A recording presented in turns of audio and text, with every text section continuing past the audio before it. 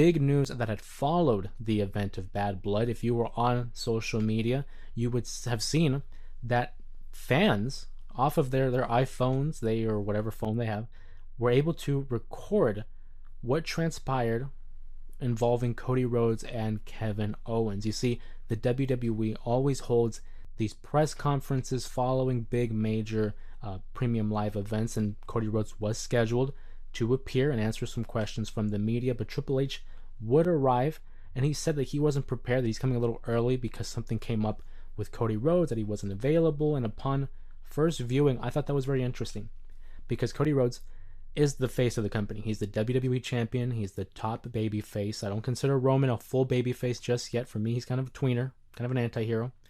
So it was odd to not see Cody present. And I'm thinking, well, maybe something came up. Hopefully everything's okay. It's not something major. Is it something storyline related or not? Don't know.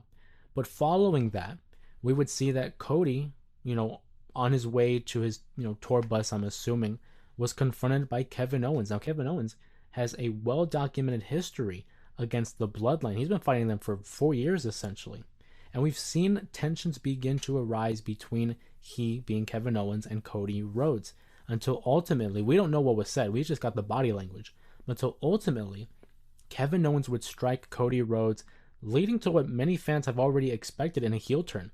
And what the beauty in the WWE right now is there can be an argument to be made that is this really a heel turn?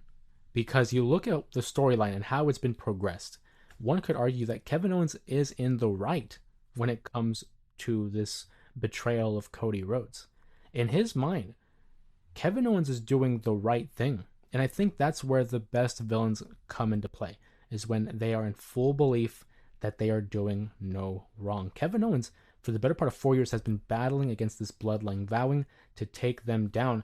And meanwhile, we have Cody Rhodes here, who has done the same thing for the last 2 years, sides with Roman Reigns, the guy who was in charge of the bloodline. It doesn't make a lot of sense in terms of Kevin Owens' logic. So Kevin Owens attacks Cody Rhodes, and you even get my immediate reaction to that. I uploaded that on TikTok, but because TikTok is, an interesting place, they decided to take it down because of violations.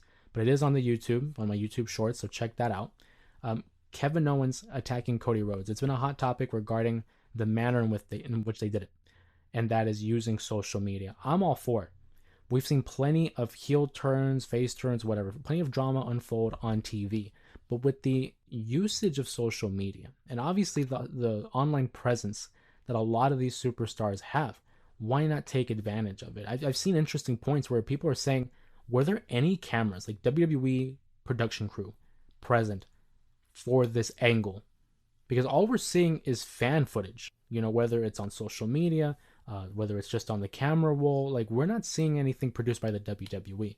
Now, I would suspect that they probably do have some kind of footage out there, maybe a hidden camera, just so they have something to produce on SmackDown.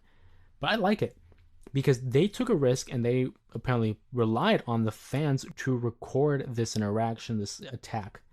And it only persuades the viewer to tune in on this week's episode of SmackDown or Raw. Maybe they address it on Raw.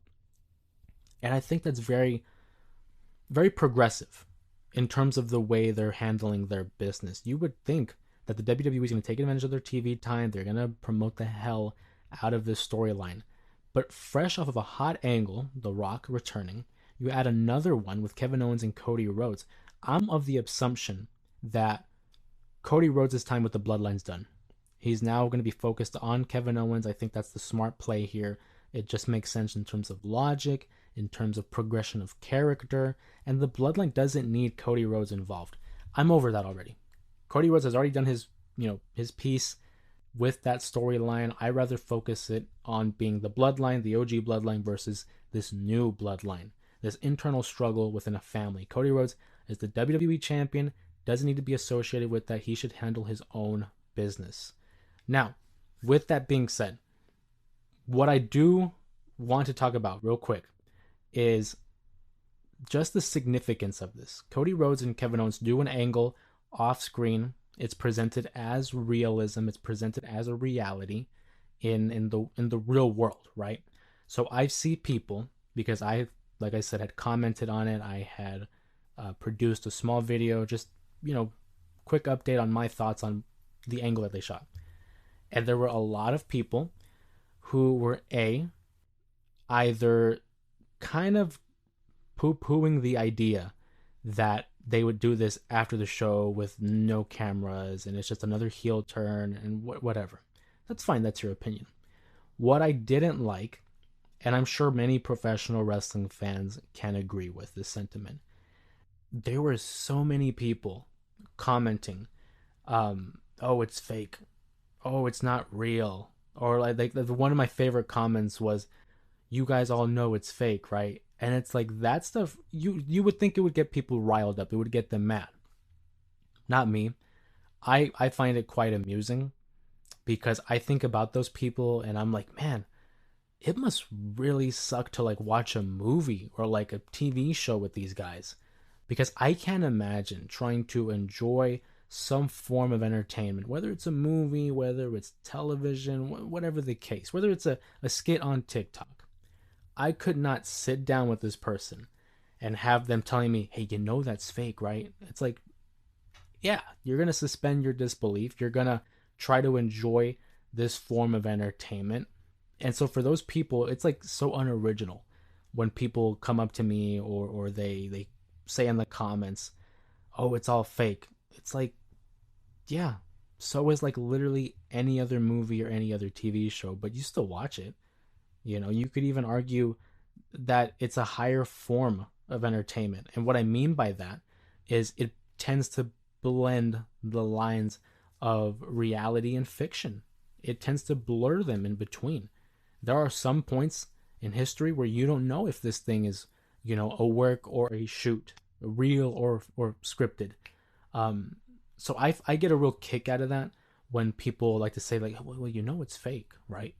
As if it's some kind of secret. So there we are, left to our own thoughts. Like, wow, well, thank God. Like, if you would have never told me that, I would have never figured it out, man. Like,